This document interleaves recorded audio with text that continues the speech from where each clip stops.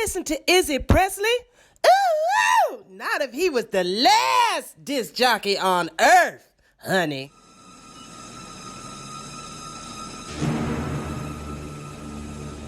Truly a sight to behold. The man beat the once great champ, now a study in moppishness. No longer the victory-hungry stallion we've raced so many times before, but a pathetic, washed-up, aged ex-champion. All right, let's go. I think you know the guy.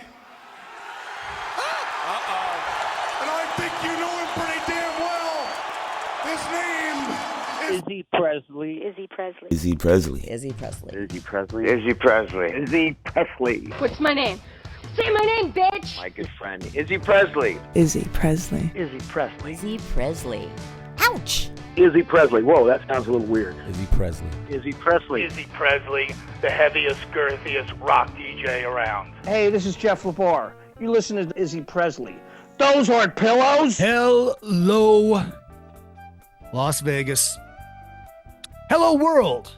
And hello, my loyal minions. It is good to see you, and as always, good to be seen. I am Izzy Presley.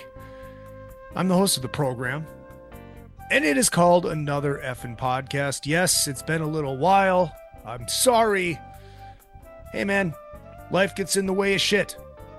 But, like I said last time, we're going to keep rolling. I ain't going away. I'm sure a few of you might wish that would happen, but hey, I ain't going anywhere, motherfuckers. So cheers, welcome, and the words of my close personal friend, Stone Cold Steve Austin. Crack one for the working man. Ah, yeah. God, that Michelob Golden Light is delicious. Have a glorious program for you today. My good friend, the one and only Richie Kotzen, will be joining me momentarily. We had a great conversation that you guys are going to thoroughly enjoy. And if you're hoping he's talking about Poison and Mr. Big and playing without picks, this ain't the interview for you. Because we actually talk about other stuff, like his brand new record, Nomad, that comes out on the 27th. His tour that he is on right now, which I just saw Saturday night. Was it Saturday? I think it was Saturday. Counts vamped. I got dressed up. I got all dapper because, always dress up when you go to church. The show was phenomenal as always. And very excited for you guys to hear the record. I think you are going to thoroughly enjoy it. I think you're going to thoroughly enjoy the interview as well. Oh my God, I almost forgot. Hold tight. Bear with me, folks.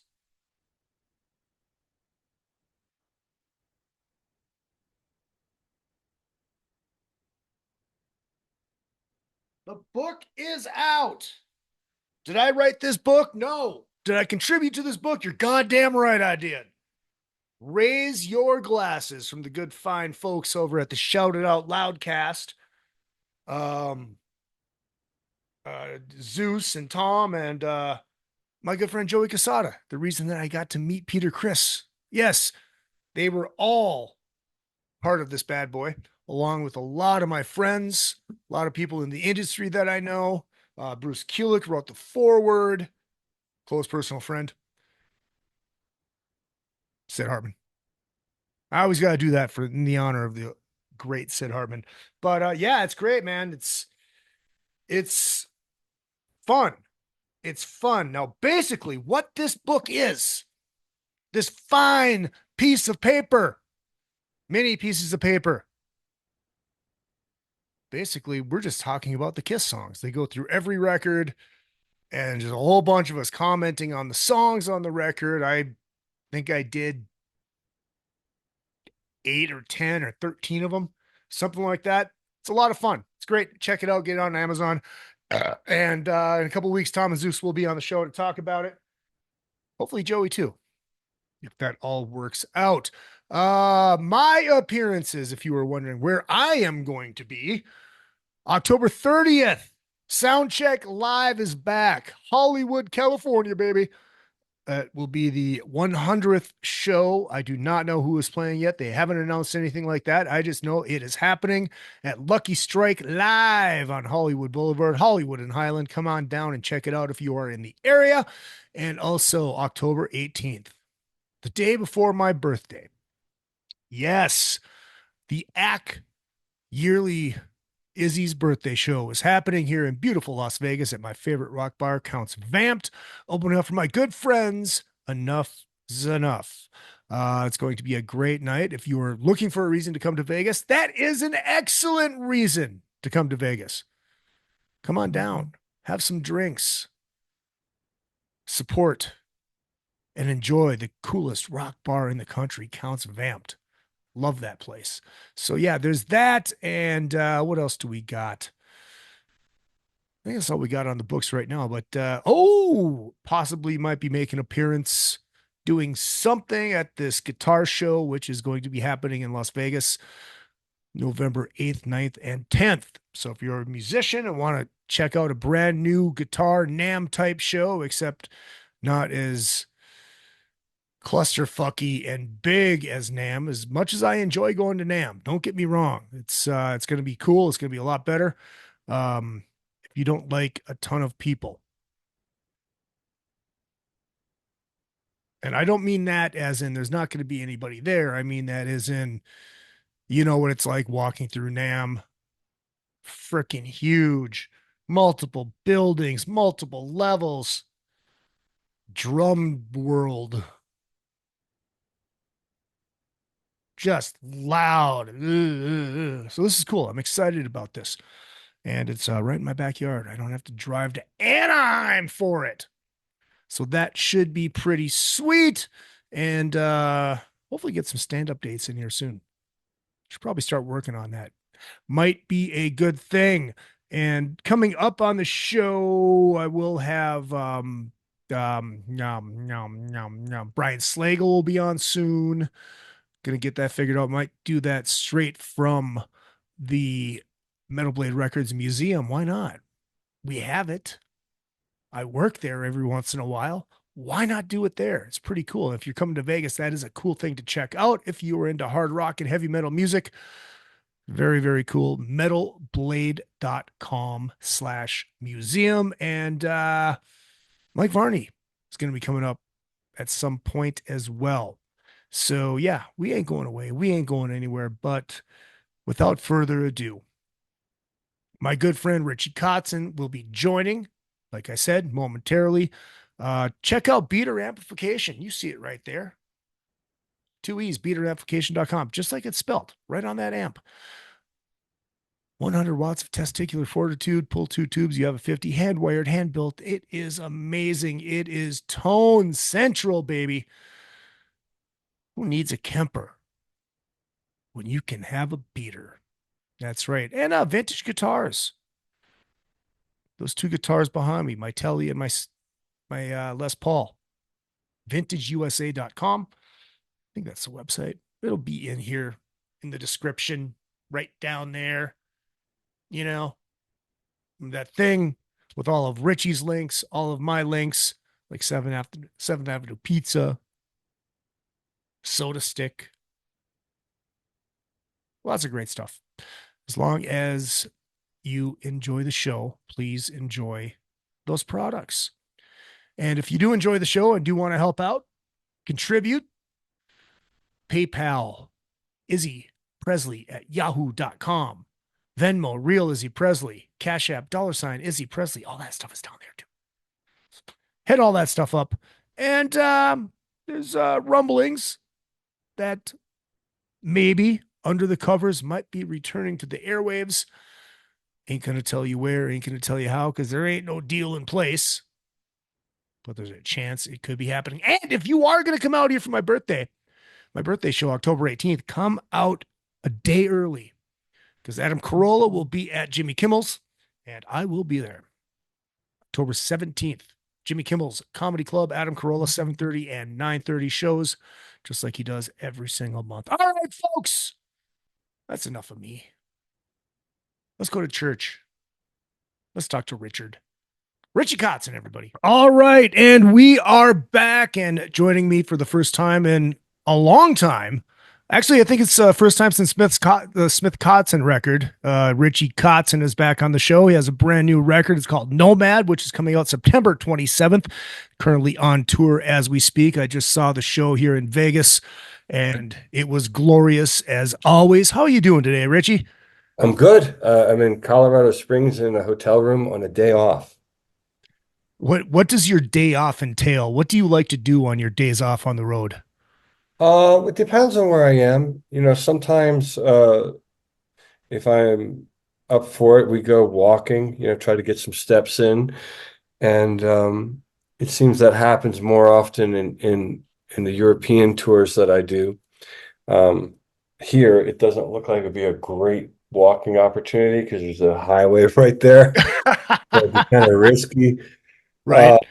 But catch up on stuff. I kind of run a lot of aspects of what I do myself. So I kind of have work, email type stuff and, numbers and that sort of stuff, keeping track of things. And so I stay busy, That's good. That's good. That's good. And of course, you get your time for your football, right? Yeah, I haven't really been paying attention to sports very much. I did watch the Eagles. That was a good game for me, at least. Not so much for the other team, but Right. yeah, I haven't really been watching a lot of. It sounds crazy to say. Ever since Kobe died, I kind of lost interest in it. I don't know. It's just weird. It just took so much wind out of my sails that I just don't really pay attention. It doesn't. Well, you see, now you just got to turn to the dark side and come watch hockey. Maybe, yeah, maybe I have to go to a hockey game. It's funny when my daughter was learning how to figure skate. I used to take her to the rink in Burbank. I think you used to live there, didn't you? Yeah. Yeah, I used to take her to the rink there, and I bought a pair of hockey skates, and I got to the point where I could go around pretty quick without falling down. I wouldn't dare try to play the game, but Right. I see the appeal of being on the ice for sure. Did you, Yeah. so you didn't skate as a kid? No. I mean, roller skate, Okay. Yeah. Oh yeah, to Xanadu, of course. Yeah. First of all, congratulations on the record deal. When's the last time that you had a record deal? Because you've been putting everything out by yourself pretty much, haven't you? Yeah, I mean, the Smith Kotzen record came out on BMG, and the first Winery Dog record was the first two records were on a label.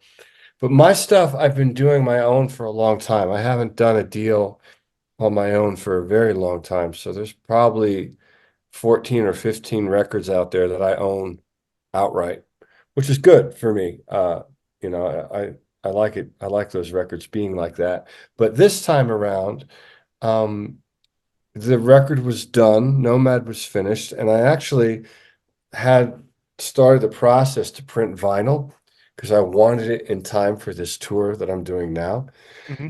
And then no sooner did I put the order in, they said, "Hey, we'd be interested in partnering up with you and doing this." And so that's what happened. And so it's great. What's really cool is that the record is the record I would have made under any circumstance, because Right. I honestly think that if I would have known that I was putting a record out on a major label, somewhere back here, maybe I would have had that in my mind, which is not really what I want to have in my Right. mind. I like the idea of just the music just comes out. And so this is like the best of both worlds because I made the record that I really would have made under any circumstance. And but I have the luxury of having a label help me get the music heard. So it's great. It's the best of both. And I mean, you obviously do everything yourself and you produce it yourself. Is there, when's the last time you worked with a producer, and what do you miss having any elements of working with the producer? Um, Naturally that I'm doing this interview, people start emailing me. So I've had good experiences, and then I've had frustrating experiences. You know, the great experiences was working with Richie Zito, and he and I are great friends, and we've done 3 albums together, and it's great working with him. And the reality is that the way I do music, um, I hate saying it like this because it sounds different than how I mean it probably, but I do it for myself. I'm doing this because, I have ideas and I want to hear what they sound like coming out of the speakers. And I love the process of getting what's in my head to come out of the speakers. And I know how to do that. I have the skill set that I've developed over the years so that I can go into a studio alone and come out with a sound recording that sounds like what I envisioned.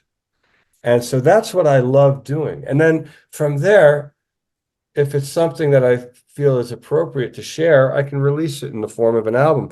So the idea of going in with someone else, it doesn't even, it's not that I refuse it, it doesn't come into that equation. Right. It's not part of, of my thought process. It wouldn't make sense to me. Now, having said that, the idea of having someone that could be there to help do some of the lifting, it could be cool down the road if that person had the same vision as you. Right. But it's just such that the way that I do this, and for the reasons that I do it, that's the bigger thing. Because if you're working with someone else, you're going to have a different end game. You're going to have their desires and creative fantasies, and you're going to have yours. And then, you might even get to a position where you discuss an outcome as a goal. So I don't have any of that. I just have the basic, I have this idea, let me see if I can bring it to life. And then I do it, and I feel really, really high from that. I feel great from that. And so that's like my little personal thing, and it's just how I work. So, with that in mind, is it difficult for you, like when you do the Smith Kotzen or you do the Winery Dogs, is it difficult for you to have other inputs on what you're writing? Yeah, of course it is. But at the same time, I go into it aware of that's what this is. And this is me participating in a collaboration. So it actually is about um, this sort of group contribution. Mhm. So I adjust my mindset accordingly. And in that situation, I realize that, well, maybe there's something that I don't really love that I'll accept because maybe there's something that someone else might not really love and they'll accept. And maybe in that give and take, something unique might happen and something special might come out of it. So it's not going to be my little baby, my little, I don't use the word little to be diminutive about it, but Right. it's not going to be, my vision. It's going to be our vision. And I've agreed to participate on that level. So sometimes, to answer your question, yes, it's extraordinarily challenging because you may have something that you're feeling instinctively that this is right. And somebody else, for whatever the reason is, their own reason, may be like, I don't really, I don't feel comfortable, So you have to learn how to be in it. Now, if I was me, which I am, Mhm. and I had to live in that environment permanently, I wouldn't last. But I Yeah. can do it as a point of, no, I'm doing this now for this reason because I want to do it. I like the idea in this circumstance of creating together and making something different that I wouldn't have done if I was alone. Right. But So, I mean, with that said, is having projects like the Winery Dogs and Smith Kotzen, is it helpful for you to have those side things going to concentrate on that and then go back to the solo stuff? not really, no. It's not helpful. It's just what happened. And I mean, so not to diminish anything or put anything else as a priority, but when the Winery Dogs formed, in my mind, I thought, oh, this is going to be really cool to make an album with these guys. Mhm. And I was curious to see what we would do. However, I wasn't like that was how I was looking at it. But reality from other people's perspective was it was being looked at as like a band, like an ongoing, this is the future. And to me, I was just like, well, this is a moment. I thought this is a moment. Let's see what we do, creative moment. And then I'm going to go back to doing whatever it was I was doing before. And what happened was is that it came out, it was really well received. And so there was a lot of enthusiasm and a lot of excitement, which changed my perspective of it. And I thought, well, shit, this is actually a lot of fun. I like this. People seem to like it, and so let's do another album. So we did it, we made 2 albums. And then from there, it kind of became more of a band thing. And I remember back then the question was constantly, oh, is it a band? Is it not a band? And in my mind, that was always a ridiculous question because Right. my answer was, well, you're looking at it, you're listening to it. What kind of stupid question are you asking? It exists. You know what I mean? Right. It's like after biting into an apple, is there an apple around? Is this an apple? Yeah, I just didn't make sense to me. But then after that, it became, for me, it's like I need to go back to doing what I was doing before. I miss myself. I miss my alone time and whatever. So, and the thing with Smith Kotzen, it's very, very, very different because that is just 2 singing guitar players getting together, making some music. Right. It's not even a band. It's just me and him getting together, writing and playing, and let's see what happens, So, and it's all good stuff, but none of it gets into this like there's no confusion for me because at the core of it, I've always been doing my own thing since 1989, and that's how I've defined myself. So I don't. It's not a. It's a thing for people to look on the outside and say, oh, I can point and say, well, he made that record, but these guys, he did this, that, this, that. But the reality is for me, I'm Richie Kotzen, the guy that writes songs and sings them and records them and puts them out on albums. It's that simple for me. When you were writing this Nomad record, it's only 8 songs, which I love. It's like going back to the old school of not having 50 songs on an album. Joking, of course. But it fits perfectly on vinyl. Was that the original thought, is I want to keep it like that just so I can put it out on vinyl?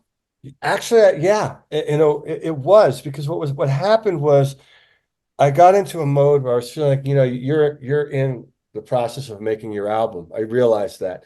And then I thought to myself, well, when I was a youngster, a lot of the albums I liked had 8 songs on them, and I made a list of like 10 or 15 albums that had 8 songs, and it was vinyl, and it was side A, side B. And once I started formulating, I have little pieces of paper around where had like some of the song titles and then some working titles. And I was actually started sequencing, which I never did ever, ever, ever, ever before, but I had the ideas of the songs. So I knew what was going to be on the album. And I knew Nomad would close side A, and I knew Nihilist would end the record. That I knew. And I knew Cheap Shots would open it. So then I started looking at it as side A and side B and figuring out what would make sense. What song should I finish? And where would it live? And so that's really, you were very intuitive asking that question because that's right. That's how I did look at it. When you were writing for this record when we talked after the show here in Vegas, I told you I have thoughts, and a couple of the thoughts are there's some very proggy, jazzy stuff on there to my ear. Yeah. And I don't think I've ever heard you go down that kind of road. Is that fresh for you, or is that just something that happened? I mean, how did the proggy, jazzy stuff come about? Well, it's been there on other albums. I mean, if you listen, there's 2 albums I did with Greg Howe that's full of that stuff. There's the Intergalactic Fusion album that I did. It's a solo record I did with Greg Bissonette and Jeff Berlin. It's loaded with all tons of odd time and polyrhythmic stuff actually, where the drums are in 5, the guitar riff is in 7, and they're kind of meeting up every so many measures. So and the first record, I remember when I wrote some of that stuff, Steve Smith was the drummer, and he was like, I don't know how to transcribe this because it's not, it's just abstract unto itself, so that stuff has always been there. But, for years, I really ignored a lot of that aspect and kind of went towards the more vocal, singing driven stuff. And I kind of abandoned a lot of that side of what I do. And then I wrote the song Nihilist, and because I really wanted to break away from the traditional middle solo section that typically you solo over a chorus or a verse, or a simple chord change. And so I just kind of went for something different. And then I wrote the song Nomad after that. And I thought, well, I'm not soloing over, C sharp minor to A. Forget it. It's like I'm bored with that. And so I wanted to create something that was different. So that's what you're hearing when to your ear, you're calling it more of a jazzy thing, which it makes sense. But that's where that came from. And I also noticed that I get a lot of pleasure out of playing with a cleaner guitar tone, even live. Yeah. When we have solo sections, I really look forward to where I can kind of get quiet and get away from some of the bombastic, heavy. I'm kind of, well, I have tinnitus really bad. Maybe that's part of it. But something about like the distorted guitar after a while can be nerve-wracking, for me. So I'm really loving the ability to clean it up. How do you? It's always about, it's like you got some guitar players like Yngwie. It's just it doesn't stop. Then there's guys like Randy Rhoads and Eddie Van Halen. It's like they were tasty. They knew when to go and they knew when to hold back. And I've noticed that with you. You know when to go and you know when to hold back. How long did it take you to kind of learn that feel? You know what I'm saying? Yeah, I do know what you're saying. I mean, I don't know that I would say that about Yngwie, because every time I hear him play, I'm always very impressed with what he does, and his phrasing and his feel, I think, are impeccable. But I would say that for me, when I got into that, it's when I started taking singing more seriously. It changed my guitar playing.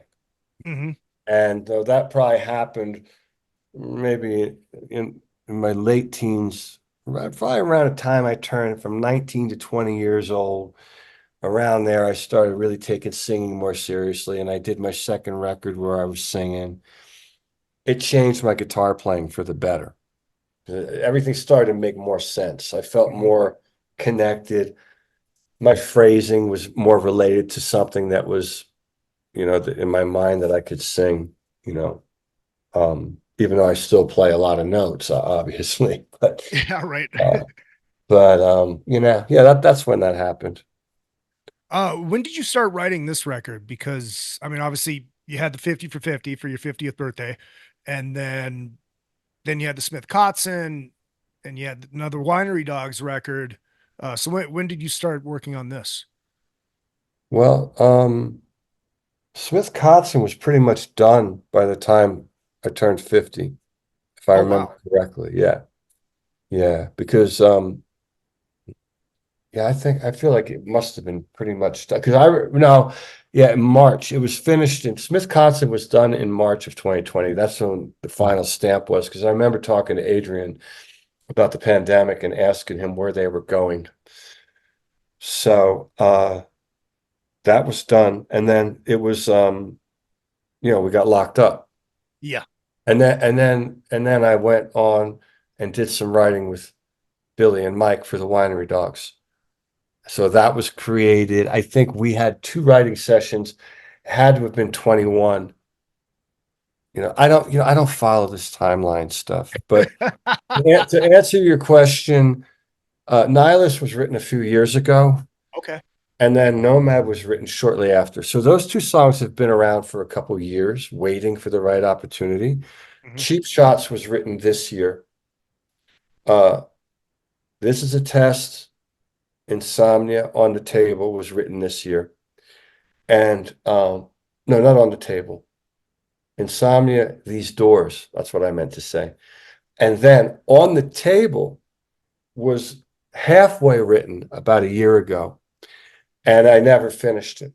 And then I went back through the archives, found it incomplete, and finished it this year.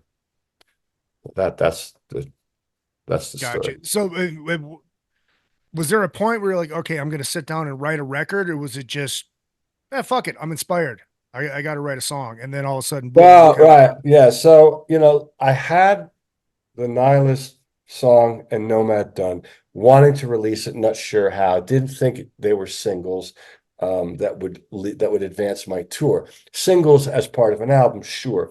But the first thing anyone heard from me after the Winery Dogs, for whatever reason, I thought they would be better suited to be on an album and be revealed in context of a record. Smart. So there, I'm thinking in terms outside of being the pure recording artist. So, Yeah.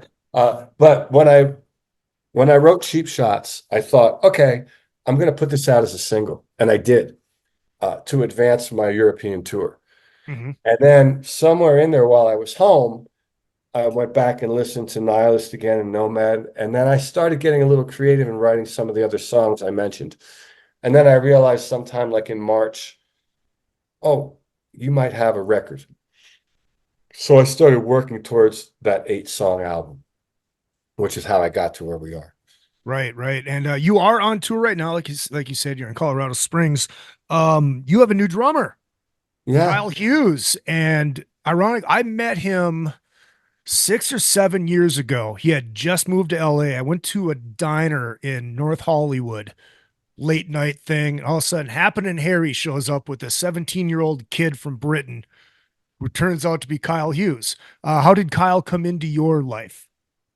Through Dylan, my bass player, Yeah. Dylan Wilson.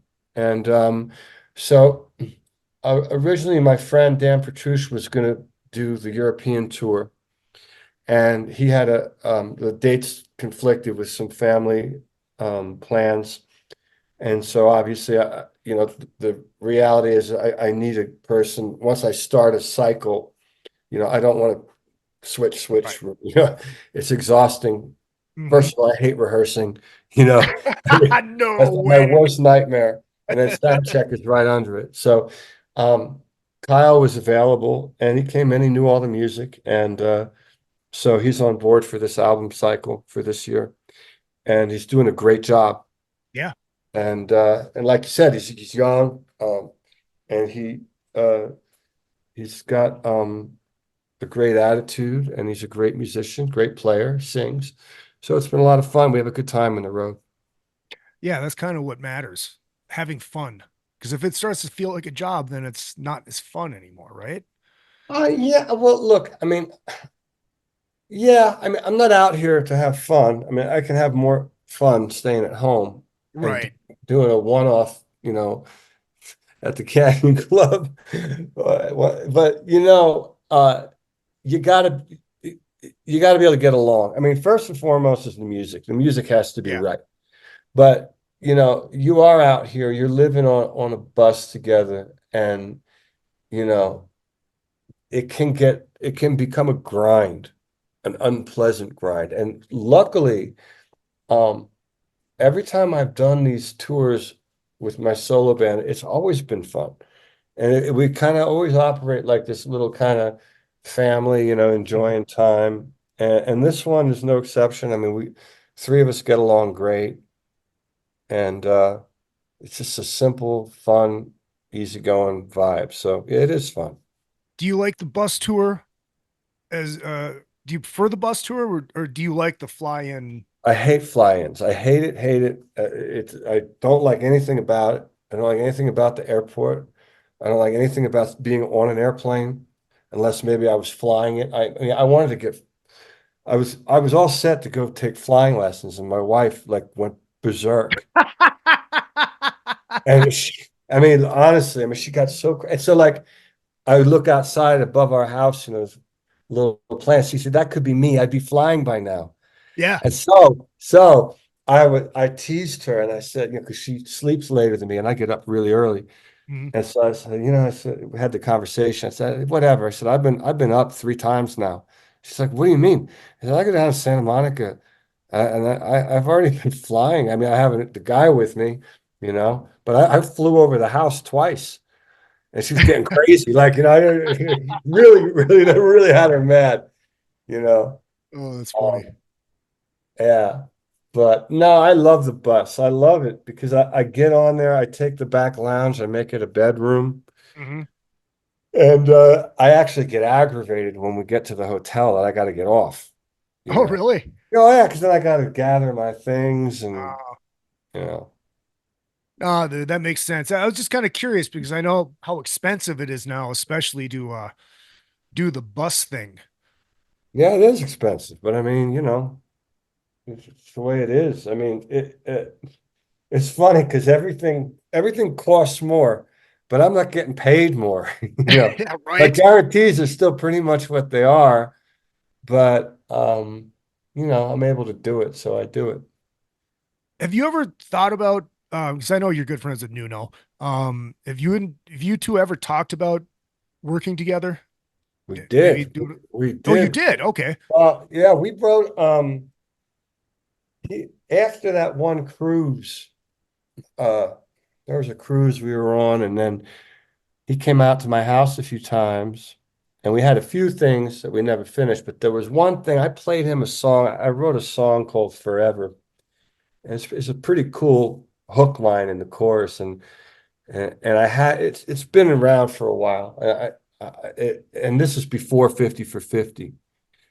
And and so we wrote a couple things, and this is actually before Smith Kotzen. And then he heard this song and he said, "Oh, I got an idea for it." So he took my verse and replaced it with something that he wrote, and it was pretty cool. And so that song exists. And then for whatever reason, we never released it. Time went by, and Mhm. I didn't put it on 50 for 50. So it's sitting there. I don't know if it'll ever see the light of day. But it exists. Never Do you know. do you want to put it out though? I mean, it sounds like something that people would love. Yeah, yeah, I'd put it out. Yeah. I mean, that's not something I'm thinking about right now, obviously, because I Right, right. finished my own album. But yeah, I'd love to put it out. I'm sure we will at some point. I mean, obviously, they just put out a record that was really well received, and Yeah. I'm sure we'll put something out. So what do you got coming up on the uh after have you looked past the tour? What do you got on the back burner? I mean, I thought I saw something that you were writing with Adrian again. Yeah, Um, yeah. I think people are going to be pleasantly surprised, folks that are into that first album. yeah, that's great. We're going to be coming with something, you know. So that'll be announced as we get closer towards it.